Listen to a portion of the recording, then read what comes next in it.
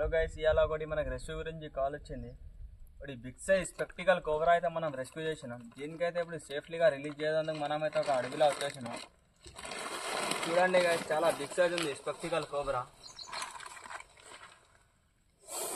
ఇది వచ్చేసి spectacle cobra ఇంగ్లీష్లో. దీనికి తెలుగులో అయితే నాగంపాము అంటారు, హిందీ మీద నాగసాం బోల్తాయి. ఇలా అనేది యూరోటాక్సిక్ వినమ్ ఉంటుంది. ఇది కాటేస్తే 30-40 మినిట్స్లో మనిషి అనేది చనిపోతాడు ట్రీట్మెంట్ జరగకపోతే.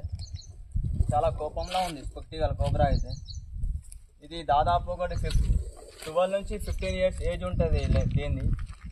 ఇది ఎప్పుడైనా వాళ్ళకైనా బయట అయిందో వాళ్ళైనా కాటేస్తే మనం ఫస్ట్ చేసే పని ఏంది, ఫస్ట్ మనం పోయేది గవర్నమెంట్ హాస్పిటల్ పోగానే దీనికి మిషన్కి ఆపోజిట్గా వాళ్ళు అనేది వ్యాక్సిన్ అయితే ఇస్తారు.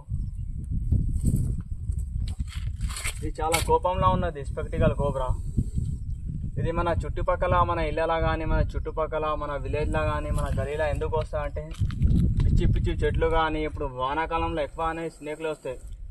వాన పడంగానే చెట్లు లేస్తాయి, అందుకనే ఈ పాములు అనేవి వచ్చేస్తాయి. మన చుట్టుపక్కల అనేది నీట్నెస్గా పెట్టుకోవాలి. మనం చెట్లు కానీ ఏది కానీ ఉంటే అవి తీసేయాలి. మనమైతే ఇప్పుడు దీనికి సేఫ్లీగా రిలీజ్ చేసేస్తున్నాం. ఒకవేళ మీకు నా వీడియో నచ్చినట్టయితే లైక్ చేయండి, షేర్ చేయండి, మన యూట్యూబ్ ఛానల్కి సబ్స్క్రైబ్ చేయండి. జై హింద్, జై భారత్. యా బేటే.